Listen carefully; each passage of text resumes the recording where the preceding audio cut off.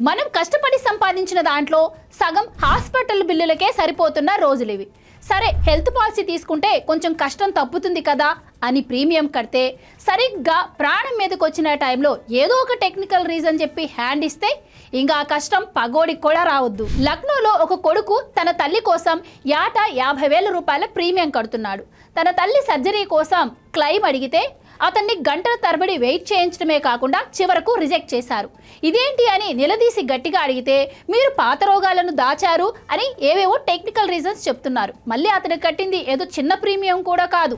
Star health లో అసలు ఎందుకు ఇన్సూరెన్స్ కంపెనీలు క్లెయిమ్ ను రిజెక్ట్ చేస్తున్నాయి? ఎందుకు అంటే మనం పాలసీ తీసుకునేటప్పుడు ఏజెంట్లు మనతో అబద్ధాలు చెప్పిస్తారు. బీపీ ఉందా? వద్దు, లేదు అని రాయండి.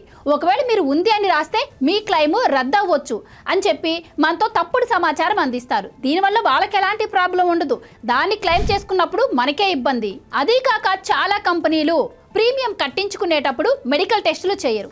ప్రీమియం కట్టించుకునేటప్పుడు లేని నిబంధనలన్నీ కూడా మనం హాస్పిటల్ బెడ్ మీద ఉన్నప్పుడు బయటకు తీస్తారు. అంటే వీళ్ళు మన హెల్త్ని ఇన్వెస్టిగేట్ చేసేది పాలసీ ఇచ్చేటప్పుడు కాదు, క్లెయిమ్ని యాక్సెప్ట్ చేసేటప్పుడు. అలా అని దీన్ని మిస్యూజ్ చేసే వాళ్ళు కూడా లేకపోలేరు.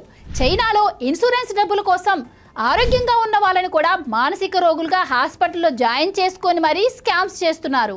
మరికొంతమంది హాస్పిటల్స్ తో కుమ్మక్కయి బిల్లును భారీగా పెంచేస్తారు. ఇన్సూరెన్స్ కవరేజ్ పరిధిలోకి రానటువంటి బిల్లులను కవర్ చేయడానికి ఇలాంటి స్కామ్స్ చేస్తున్నారు. వ్యవస్థ ఎంత దారుణంగా ఉందంటే మధ్యలో ఉన్న వాళ్ళు బాగుపడుతున్నారు, కానీ మధ్యతరగతి మనిషే బలైపోతున్నాడు. మీరు ఈసారి ఇన్సూరెన్స్ తీసుకోవాలి అనుకుంటే ఏజెంట్ మాటలను అస్సలు నమ్మకండి.